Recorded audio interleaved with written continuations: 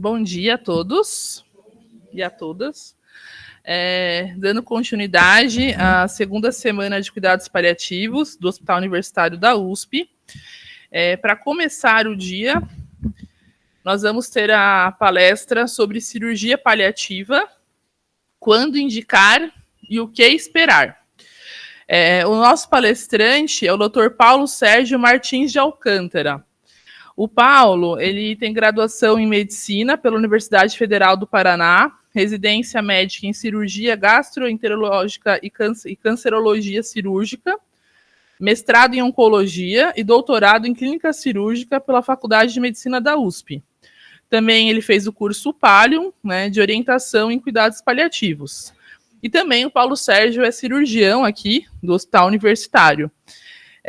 Então, só para falar para vocês, a gente vai ter a palestra do Paulo, em seguida a gente vai ter a palestra do Gustavo e aí a gente vai abrir para perguntas, tá? Depois dessas duas palestras. Então, Paulo, por favor, seja muito bem-vindo.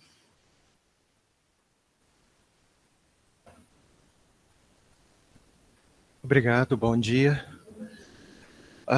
Agradeço a oportunidade de estar aqui, falar um pouco sobre cirurgia, numa área que ela é levada pouco a sério, inclusive pelos cirurgiões. Isso sou eu. Aqui é a definição da Organização Mundial de Saúde de cuidados paliativos. Ou seja, os pacientes não respondem mais ao tratamento.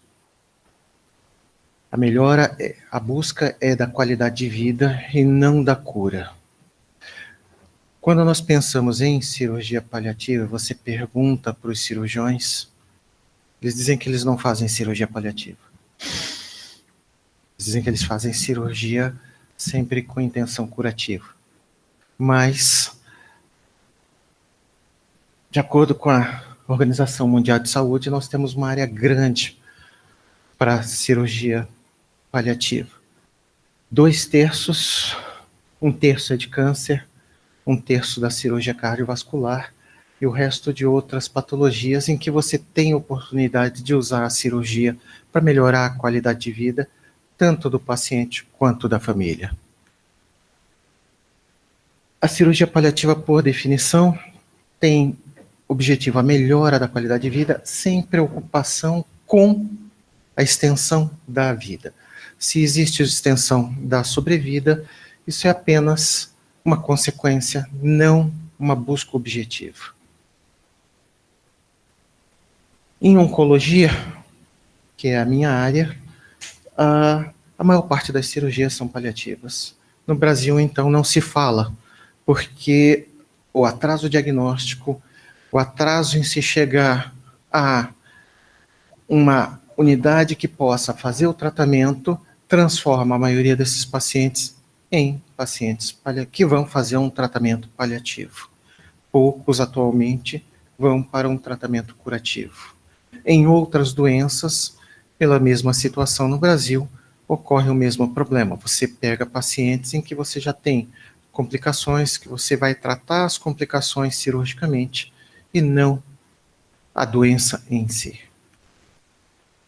E, historicamente, o foco do cirurgião não é os cuidados paliativos, não é a qualidade de vida. O cirurgião se preocupa em operar, em tentar resolver um problema.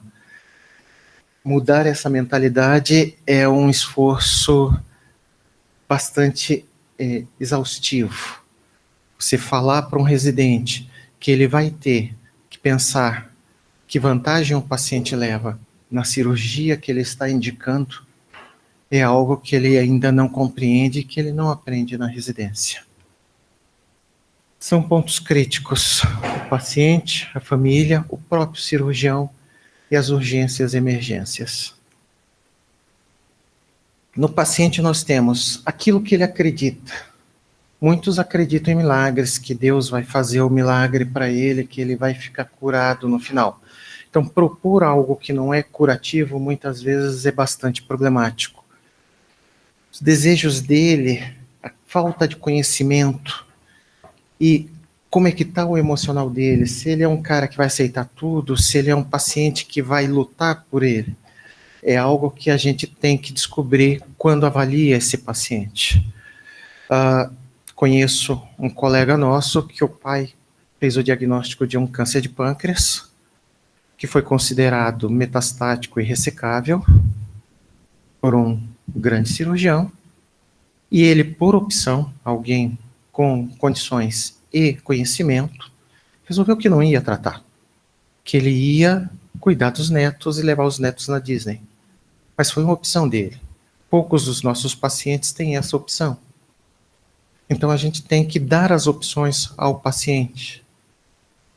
E nós temos que lutar contra as induções da família, que quer alguma coisa, muitos esperam milagres, de alguns colegas que querem fazer as coisas radicais e que não cabe, e dos milagreiros que propõem soluções mágicas que não vão trazer benefício ao paciente. A própria biologia do paciente deve ser considerada. Se é uma doença múltipla, por exemplo, um paciente com doença cardíaca, doença pulmonar, um diabetes grave, qual é a condição que ele vai ter de se fazer uma cirurgia? Você não pode simplesmente, eu vou fazer. O que é que eu vou fazer? Como é que eu proponho? O que é que eu vou levar em conta? O desenvolvimento da doença. No câncer, a velocidade, a agressividade dessa doença. Na insuficiência cardíaca, como é que ela está evoluindo? Na doença pulmonar obstrutiva crônica, ele está dependente de oxigênio ou não? Existe uma série de fatores que devem ser levados em consideração nesse sentido. E a própria performance do paciente, que deve ser avaliada criteriosamente. O que ele aguenta? Não adianta eu propor uma cirurgia e esse paciente morrer no pós-operatório ou passar os próximos 3 meses internado e nunca ir para casa por causa da cirurgia e das suas complicações. A família é um problema à parte. Nós enfrentamos as divergências entre os membros da família, nós enfrentamos as opiniões de religião e nós enfrentamos a expiação de culpa de alguns que nunca cuidaram daquele ente querido, não era tão querido assim, e que, quando ele está doente na sua fase final, quer mostrar o cuidado que ele nunca deu durante toda a vida. E que vai atrapalhar, que vai discordar de todos as condutas. Muitos daqueles que, assim, quero que faça tudo, quero que vá para a UTI, em um paciente nitidamente terminal. Então, esse é um problema que nós temos que resolver em conjunto. O cirurgião é um problema. Ele pode ser técnico, olhar as coisas tecnicamente, ou ele pode ter empatia com o doente e se comover com a condição do doente e propor coisas que vão beneficiar o doente. Ou simplesmente dizer, a cirurgia indicada é essa e dane-se. Aí você tem um problema sério. Ele pode ser inexperiente, os experientes se saem um pouco melhor, não muito, mas um pouco melhor. Ele pode ser agressivo, cauteloso, ele pode ser realista, ou ele mesmo pode ter pensamentos mágicos, eu vou resolver, eu vou salvar, eu vou fazer. O ego dele pode interferir muito. O ego do cirurgião é um grande problema. Ele pode ser multidisciplinar e trabalhar em conjunto com as outras atividades, ou ele pode ser simplesmente, eu decido que vai fazer assim e pronto. Para o paciente de cuidados paliativos, isso não funciona. Você precisa trabalhar em conjunto com todos. São critérios aceitáveis pela cirurgia oncológica, que você faça esse tipo de tratamento cirúrgico, relacionados à doença, ao próprio câncer, relacionados às complicações do tratamento, relacionados a outras doenças que não têm nada a ver com o tratamento. Uma policistite no meio de uma quimioterapia, uma apendicite aguda, uma obstrução intestinal, porque o paciente antigamente tinha uma bariátrica, alguma coisa do gênero, e que você tem que resolver agudamente. Essas são as respostas de um questionário americano. No Brasil não existe. O que a gente precisa fazer? Nós temos 5 papéis. Avaliar inicialmente a doença. Verificar em que ponto ela está, em que ponto nós podemos intervir. Verificar o controle local. Se a gente precisa fazer o controle local dessa doença ou não. Muitas vezes não é curativo, mas que vai trazer um benefício para o paciente. Por exemplo, uma mama ulcerada num carcinoma de mama, que vai trazer a convivência de volta dos familiares. Ela não vai sobreviver ao câncer de mama, mas vai poder ficar em casa com os familiares sem que eles se afastem por causa do odor, da ferida, do cheiro, do quarto estar ruim, ou qualquer coisa do gênero, do aspecto do paciente. Controle de secreções e sangramento, controle da dor e reconstrução e reabilitação. O paciente com câncer de cólon, por exemplo, você faz uma colectomia com colostomia, e muitos deles querem morrer sem a colostomia, mesmo estando com doença à distância. Mesmo estando. Então, a gente faz um intervalo no meio da quimioterapia, opera, depois ele continua o tratamento. Porque ele tem esse desejo, e é um desejo que deve ser respeitado. Quais são os nossos objetivos?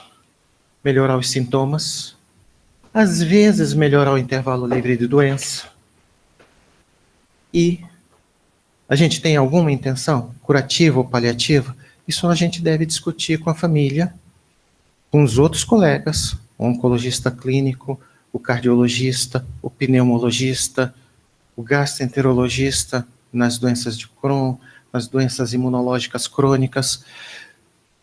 Qual a nossa intenção?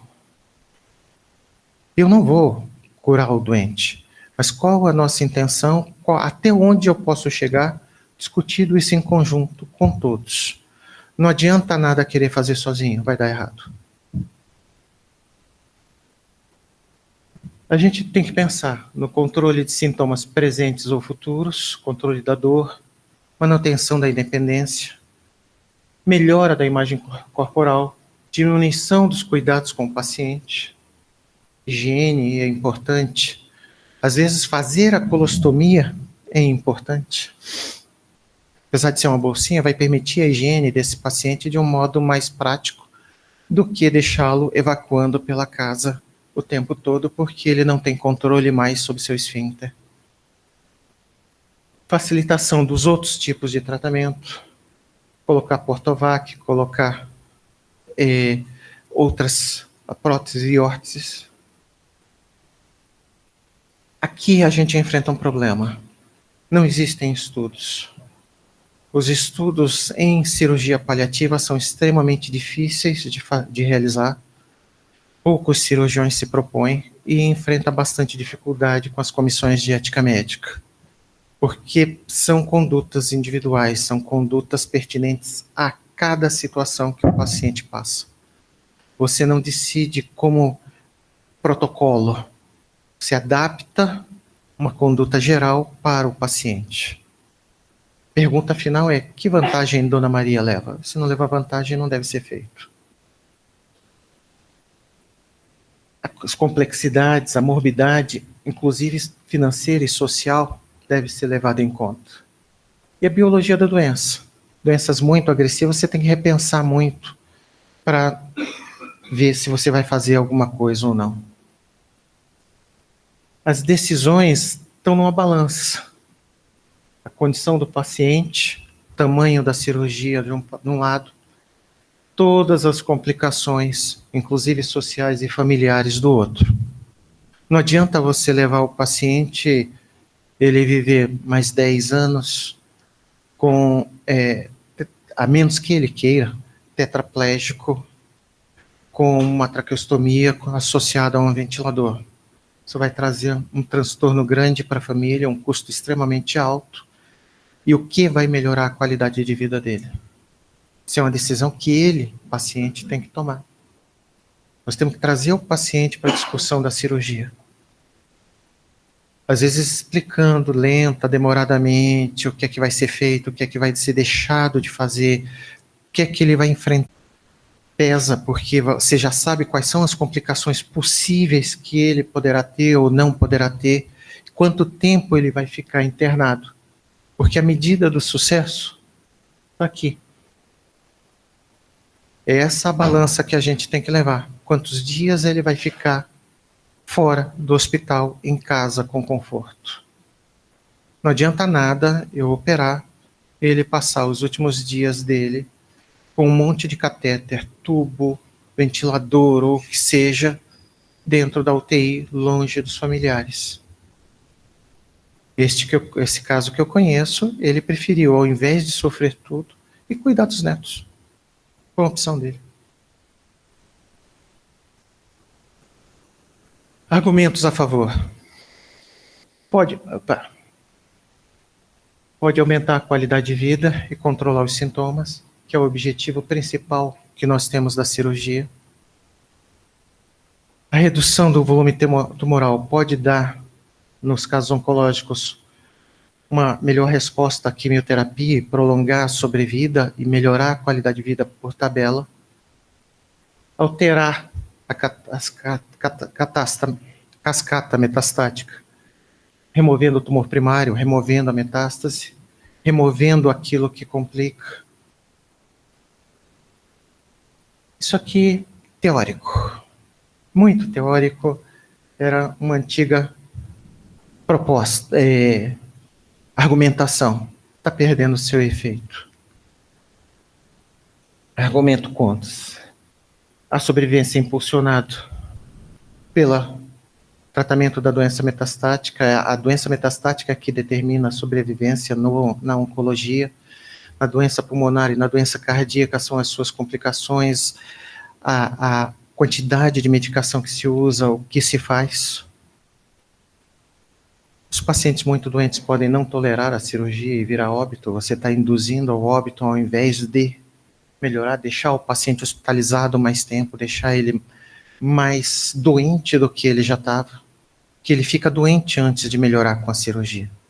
Esse é um pré-requisito. Você faz ele sentir dor, você faz ele sentir desconforto, você faz ele sentir um monte de coisa entrando e saindo dele, e para depois ele melhorar um pouco. O quanto isso vai ser, ele vai querer. E outros riscos que agora são controlados por drogas. Essas são as definições de urgência e de emergência. De urgência, você tem que resolver em 24, 48 horas, ou o paciente morre. De emergência, você tem que trabalhar menos de 24 horas, ou ele morre. Agora, você vai fazer? A grande questão que deve ser discutida é: nós temos o direito de intervir nesse ponto? É algo que eu vou trazer benefício, ou simplesmente eu vou manter ele internado, adiando o inevitável, por mais 2, 3 semanas apenas? Qual o conforto, qual a qualidade de vida que eu vou dar para esse paciente? Se eu não fizer isso, não vale a pena. Eu vejo muita gente indicar cirurgia e o que vai acontecer depois não é problema meu. É ridículo isso, mas existe. Emergências. Esse é só um exemplo. Sangramentos, a insuficiência respiratória. Corrigir um sangramento através de um procedimento. Eu operei uma vez uma mocinha com sangramento. Ela tinha 103 anos. Câncer de colo de útero, sangrando. Ligadura das duas hipogástricas. Cirurgia simples, razoavelmente rápida. Ela morreu de AVC 6 meses depois. Não morreu do tumor. Teve uma qualidade de vida sem sangramento durante esse período. Insuficiência respiratória. As traqueostomias, para os tumores de cabeça e pescoço, para as obstruções de via aérea superior, perfuração de víscera oca, ou opera, ou ele vai morrer de peritonite. Tem que decidir se ele tem condição de ser operado e qual o benefício que ele leva. Vou ressecar? Vou só fazer bypass? Vou fazer só uma plastia para obstruir a perfuração? Lavar e conseguir tirar ele nesse primeiro momento? Eu já fiz enterectomia em paciente que perfurou no meio da quimioterapia. Ele sobreviveu muito bem depois. Não, é uma cirurgia de urgência, teve que operar, foi operado, ele estava bem, ele tinha condições, continuou a quimioterapia do linfoma dele depois. Obstrução das vias urinárias aguda, os próprios cânceres de próstata, a hiperplasia prostática no paciente idoso com insuficiência cardíaca, ou doença pulmonar obstrutiva crônica, você tem que resolver. Porque ele não, se deixar, ele morre disso. Mas ele não vai morrer se você passar uma sonda, se você fizer uma cistostomia. E é um procedimento cirúrgico pequeno, de pouca morbidade. Obstrução intestinal, cabe um capítulo inteiro de discussão. Opera, não opera, tratamento clínico, tratamento cirúrgico, mas você tem tempo para decidir, você tem tempo para tentar o tratamento clínico primeiro, você tem tempo para discutir as opções e as condutas com a família, com o clínico dele, com o paciente propriamente dito. Obstrução urinária crônica, infiltração do reto peritônio, seja por doença imunológica, seja por doença autoimune, seja por tumor, seja por processo inflamatório, seja por birida, o que for. Você tem que, às vezes, fazer uma cirurgia para passar um duplo J, ou fazer um bypass. E esse paciente vai viver mais alguns anos com alguma qualidade de vida, sem parecer, mas você tem que intervir. Derrame pleural, melhorar a condição respiratória, ascite, melhorar o desconforto respiratório, o desconforto global do paciente. Você tem que intervir também, mas dá para discutir com o paciente. Compressão de outras estruturas, a radiologia intervencionista, a cirurgia vascular intervencionista, por exemplo, na síndrome de veia cava superior ou na síndrome de veia cava inferior por compressão. Você melhora a qualidade do doente, não mudou o prognóstico, não mudou nada. Esses são pequenos exemplos do que precisa e pode ser intervir. É sempre bom sentar e discutir. Por fim, essas são as recomendações do grupo de cuidados paliativos que fala em integrar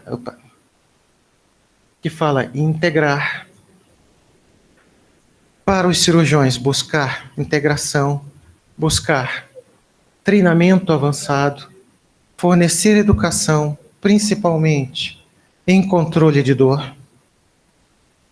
Eu fico tremendamente irritado com a ideia de que ser dor forte na prescrição, isso é ridículo.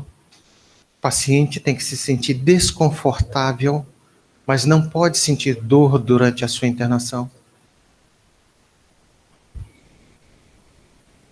Envolver em discussões, ou seja, chegar ao grupo, trabalhar com o grupo e priorizar os papéis multidisciplinares para a gente tentar fazer pesquisa e tentar definir algumas condutas, padrões para esse tipo de decisão. Para os especialistas em cuidados paliativos, pegar no pé do cirurgião e cobrar o que deve ser feito e trabalhar junto com o cirurgião e não considerar ele um inimigo. Essas também são recomendações recentes. E trabalhar em pesquisa junto. Obrigado.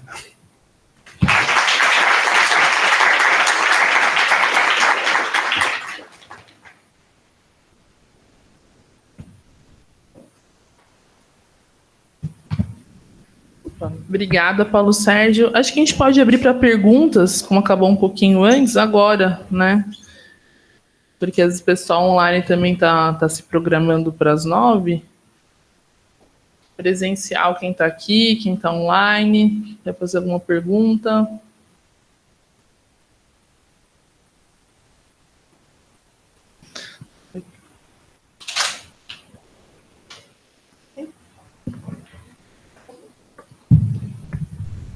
Eu sou a Priscila, eu sou psiquiatra e, bom, enfim, até por conta disso eu entendo que a família é um grande limitador das decisões. E o que eu percebo é que para o paciente oncológico, enfim, tenho experiência pessoal nisso, sempre, mas venha com o seu familiar, e vamos decidir em conjunto com a família. E eu fico pensando, né, eu passei, enfim, por uma situação oncológica com a minha mãe, e aí vamos a família, e claro, em 5 filhos não preciso nem querer imaginar como foi. E eu me coloquei no lugar dela. Falei, caramba, mas e se esse câncer fosse meu e me pedissem para trazer alguém da minha família? Eu não traria. Ninguém. Em absoluto. Né? E aí, como é que faz quando o paciente se recusa a trazer o familiar? Porque quando o paciente se recusa ao tratamento, né, é comum chamar o psiquiatra. O psiquiatra é chamado para situações mais loucas, né? Quando o paciente recusa o tratamento, mas por que você acha que ele não está em condição, né? Às vezes você olha o tratamento e fala, bom, se ele aceitasse esse tratamento, realmente ia precisar da minha ajuda, né? Chamam o psiquiatra para fazer laqueadura na mulher. Não, mas se ela quiser ser mãe, é que ela precisa ver se ela está bem para, né? Ser mãe é que é difícil, não ser mãe é que é fácil. Né? Como é que é a atuação da equipe quando o paciente se recusa a trazer a família? Veja, para o cirurgião, quando o paciente está autônomo, ele decide. É decisão dele, não é minha. O paciente tem que estar consciente disso, dos riscos e dos benefícios. A grande maioria tem um problema cultural. Você é uma exceção. Você entende os riscos e benefícios. A grande maioria não entende.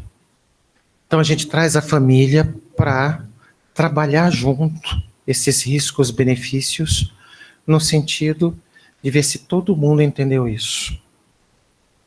Para depois também não ter discordâncias. Aquele indivíduo que quer fazer o milagre de salvar porque nunca cuidou. Mas quem decide é o paciente. Se ele não quiser, ele não faz. É que muitas vezes o paciente vem de uma família, ele é desfavorecido e a família tem o mesmo padrão cultural dele, Exato. Às vezes até pior. E aí quando você vai discutir com a família, você fala, o paciente estava entendendo, mas a família... Mas é importante por causa das complicações. O índice de complicação em cirurgia de cuidados paliativos varia entre 30% e 50%. Então, é um índice de complicação bastante alto. Mesmo complicações pequenas, infecção de parede, tá? Levando em conta isso. Então você tem que trazer a família junto para não ter problema depois com ela no momento das complicações. Tá? Você tem que conduzir isso. Mas quem decide é o paciente. Inclusive ele decide se ele quer saber ou não o que ele tem. Eu não posso matar a esperança do paciente, eu não posso acabar com a esperança dele se ele não quer saber. Eu tenho que esperar ele dizer ou dar indícios de que ele quer saber o que ele tem e quais são as chances dele em termos gerais na literatura. Senão eu estou agredindo ele, senão eu estou fazendo com que ele entre em sofrimento. Minha sogra era um caso. Tá? Ela dizia que se dissessem para ela que ela tinha câncer, ela ia pegar o ônibus, descer para a praia e entrar no mar. Ponto. Então a gente sabia que não era para dizer para ela. Ela não morreu disso, ela faleceu de doença cardíaca, mas é o exemplo clássico. Tá? Não que é. O câncer, a doença terminal, câncer principalmente, tem o mesmo impacto hoje quando você fala que é um tumor, mesmo que seja um tumor absolutamente curável de pele, da palavra lepra no início do século passado. Tem que isolar, vai ficar isolado, vai ficar com máscara, vai cair o cabelo, vai acontecer isso, vai acontecer aquilo. Não, a gente tem que explicar, muitas coisas mudaram. A cirurgia em si está assumindo um papel auxiliar no tratamento do câncer. Muitas drogas imunoquimioterápicas agora tem um tratamento extraordinariamente bem e você trata depois com a cirurgia. Então a cirurgia tem que assumir o seu papel de entrar na equipe, de abaixar um pouco o ego para poder trabalhar junto.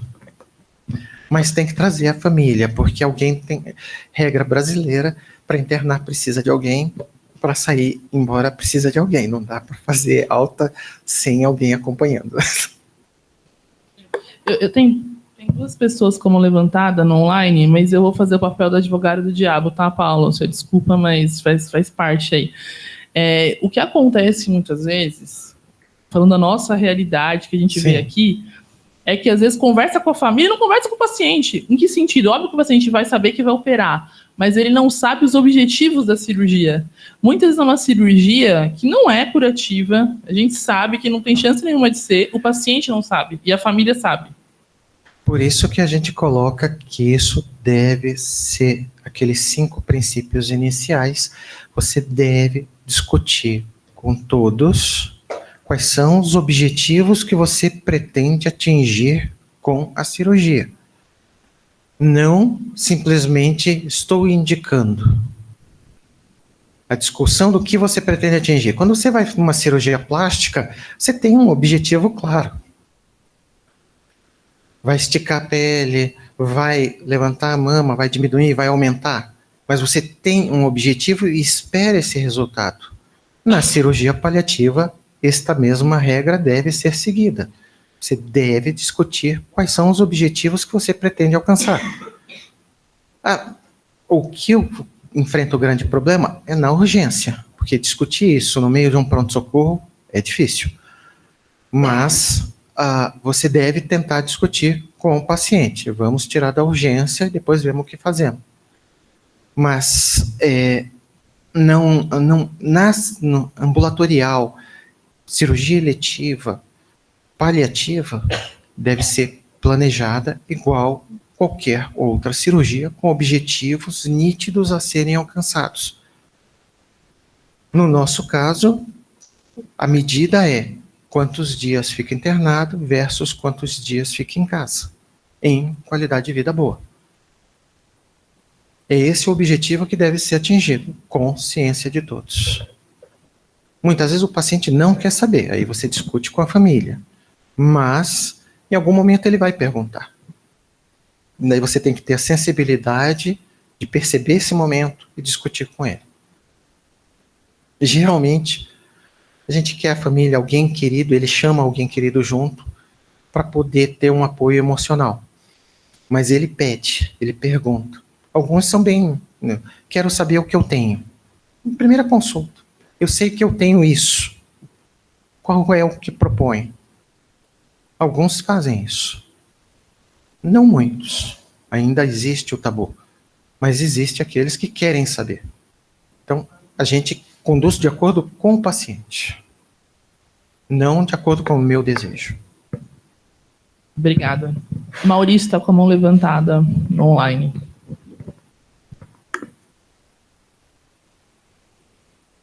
Bacana. Bom dia a todos. Paulo, uma dúvida que me veio agora. É comum os doentes recusarem tratamento? Totalmente? Na sua experiência? Raramente.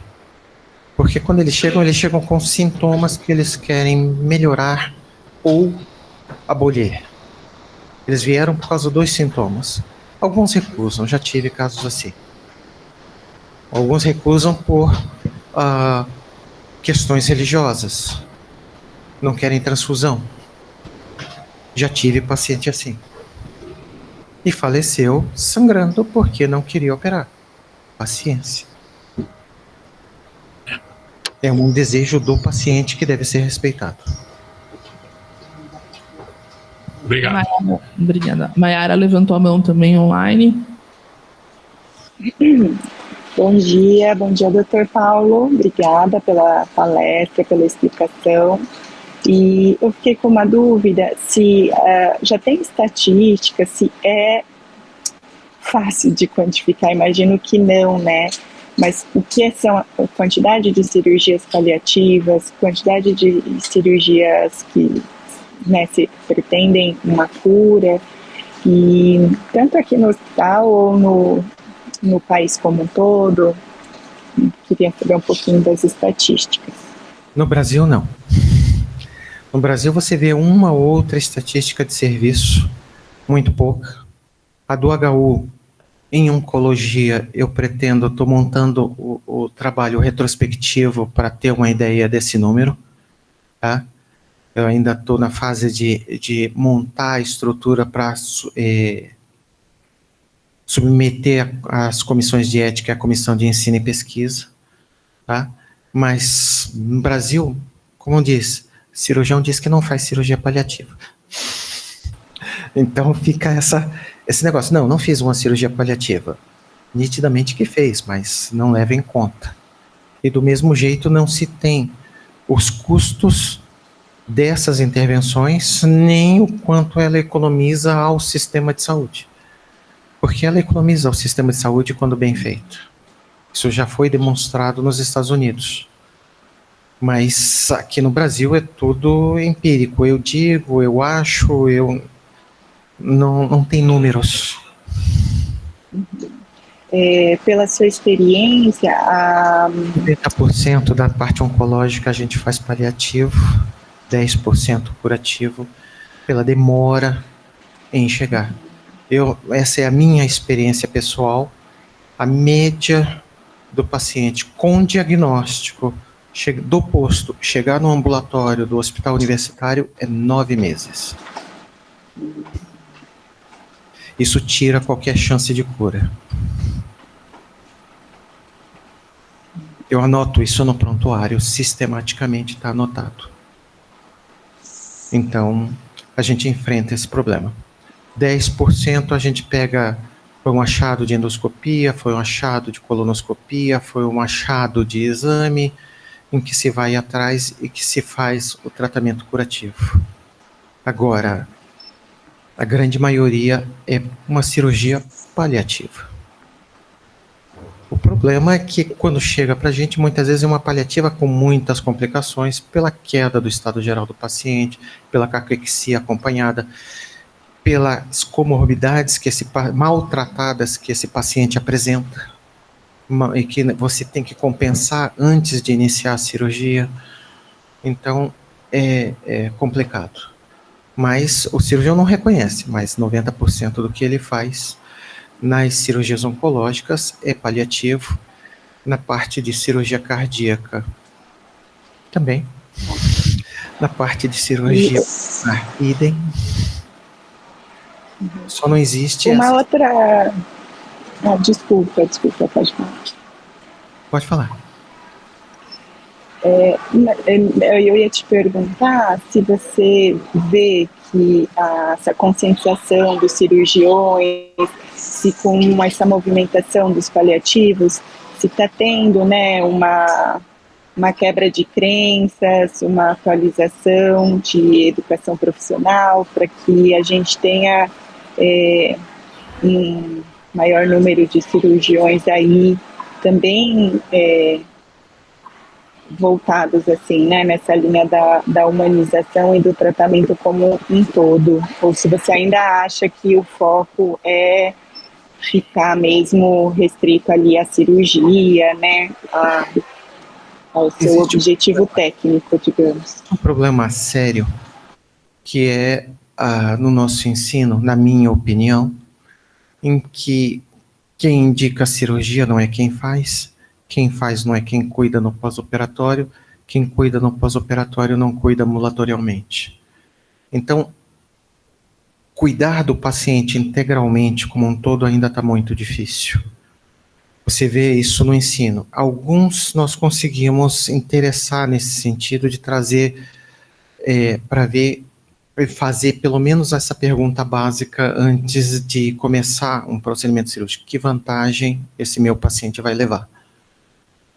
Se começar com essa pergunta, o paciente já está levando vantagem. Porque daí eu vou modular a cirurgia para o paciente ter vantagem. E não como eu escutei uma vez, um ilustre professor titular que preferia o paciente falecido dentro do protocolo do que vivo fora do protocolo. Eu escutei. Então, o ego ainda interfere muito. Nós temos que trabalhar em conjunto. O cirurgião é muito individualista.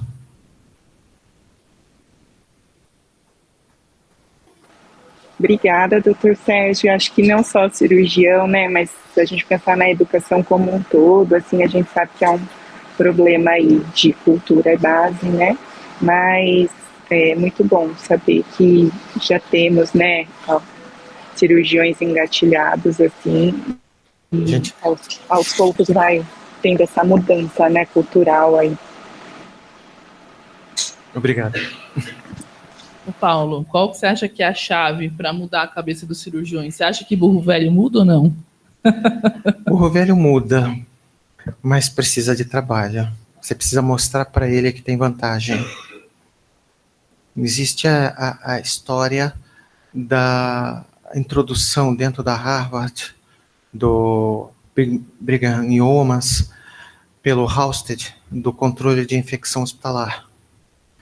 Ele pegou um chefão da ortopedia, montou uma tenda como centro cirúrgico no meio do pátio e desafiou o cirurgião a dizer que ele ia melhorar os índices dele de tratamento se ele seguisse as regras. E o ego do cirurgião ortopédico aceitou o desafio.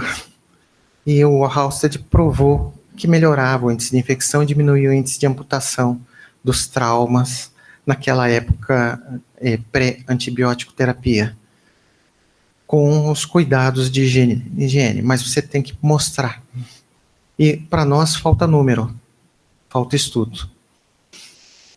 Nós temos que nos organizar como grupo para montar os estudos retrospectivos, prospectivos, para poder mostrar que tem melhora, que tem diminuição de custo, que tem tudo.